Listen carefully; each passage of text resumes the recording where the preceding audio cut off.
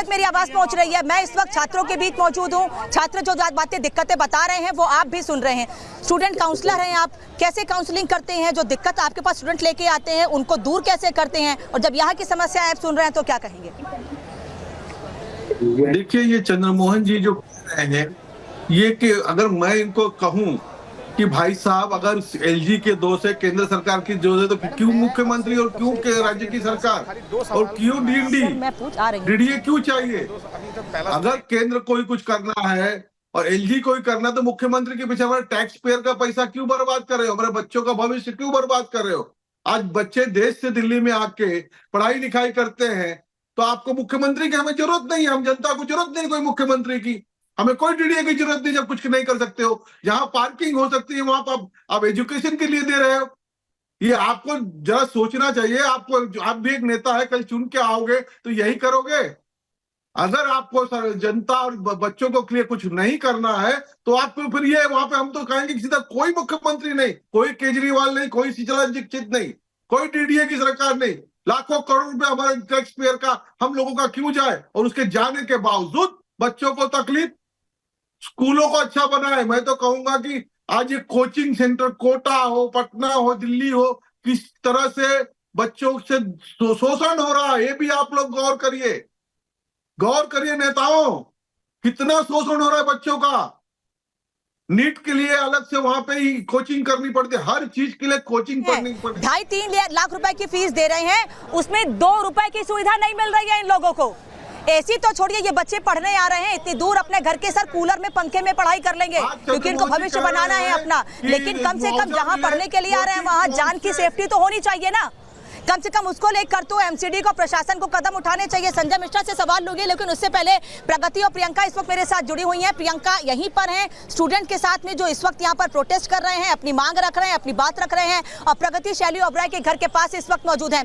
प्रगति, heavy deployment है आपके पास, क्या वजह है?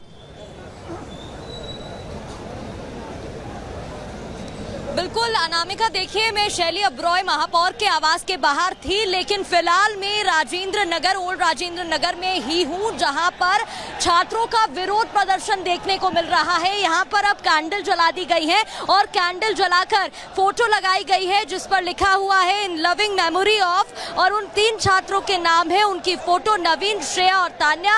और ये तस्वीरें आप देख रहे हैं जहां साफ तौर पर आक्रोश दिखाई दे रहा है। ये आप टेबल देख रहे हैं, इस टेबल पर संजीव ये दिखाने की कोशिश करेगा, थोड़ा मुश्किल है लेकिन दिखाने की कोशिश करेगा। ये वो पोस्टर है और इसके नीचे यहाँ पर ये देखिए, यहाँ से ये कैंडल्स लगाई गई है और वहां पर फूल भी दिखाई दे रहे हैं।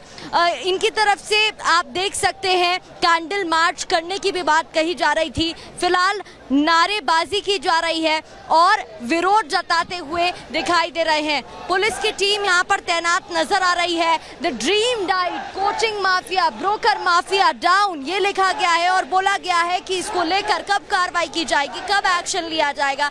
दूसरी ओर अगर हम बात करें तो सीआरपीएफ के जवान यहाँ पर हैं और आरएएफ की जो टीम है वो यहाँ पर है। लगातार मैं कहूँगी आप तस्वीरें दिखाइएगा और देखिए किस तरीके से नारेबाजी यहाँ पर देखने को मिल रही है। We want justice, we want justice, ये एक ही लाइन, एक ही स्टेटमेंट बार बार सुनाई दे रहा है इनकी तरफ से कि इन्हें जस्टिस चाहिए और जो भी गुनाहगार हैं उन पर कार्रवाई होनी चाहिए।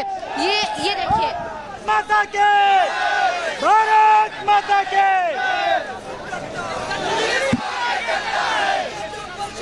देखिए आप नारेबाजी भी सुन रहे हैं जहां पर भारत माता की जय से लेकर इनकी तरफ से नारेबाजी की जा रही है और तमाम पोस्टर्स भी लगाए गए हैं। द ड्रीम डाइड इसलिए लिखा गया है क्योंकि देखिए उन 3 बच्चों की हो गई, साथ ही उनके सपने भी चूर चूर हो गए। आईएएस ऑफिसर बनने का सपना लेकर वो यूपीएससी एस्पिरेंट। प्रगति, इस वक्त आप वहीं पर हैं जहां पर ये स्टूडेंट इकट्ठे हैं। प्रगति बिल्कुल उस इंस्टीट्यूट के, उस स्टडी सर्कल के पास है जहां पर स्टूडेंट बैठे हुए हैं और मैं बिल्कुल पीछे की तरफ जहां छात्रों का जमावड़ा लगातार लगता जा रहा है। ये छात्र इकट्ठे हो रहे हैं क्योंकि जो आह्वान देश भर के छात्रों से इनका है उसी को सुनकर स्टूडेंट यहाँ इकट्ठे हो रहे हैं। आप कुछ कह रहे, जल्दी से बोलिए। प्लीज मैडम, पहले बोलिए।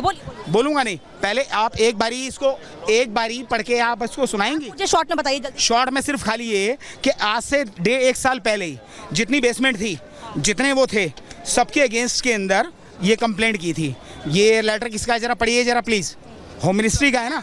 मैं आराम से पढ़ती हूँ, आप कुछ कह रहे हैं? मैम मैं ये बोल रही थी कि मैं खुद अंडरग्राउंड लाइब्रेरी में पढ़ती हूँ, वहाँ पर फायर एक्सटिंग्विशर तक नहीं है। अभी recently we have heard an incident, हमारे एक फेलो एस्पिरेंट के साथ हुआ था, उसको इलेक्ट्रोक्यूशन से वहाँ पे डेथ हुआ एंड NDRF या कोई भी CRPF वहाँ पर आधे 1 घंटे तक पहुँचे भी नहीं and the same incident happened with us. We just only need a common casualty कितना हुआ है हम लोगों को बता दो। अभी I was there ma'am, I was there since night, उधर थी मैं करोल बाग मेट्रो स्टेशन के वहाँ पर। सम पुलिस और मे बी मतलब कुछ एडमिनिस्ट्रेटर वर देयर। हम लोगों ने बोला मतलब we just want to convey our demands to you sir, peacefully देते हैं। मैम मैं खुद एस्पिरेंट हूँ, मेरे को वहाँ पर पूरा, not even me, even another aspirant also, वहाँ पर हम लोगों को पूरा घसीट दिया गया अपने गन से। हम लोगों को ये सच्चाई, ये क्या नाम है आपका? मैम सोनल शर्मा।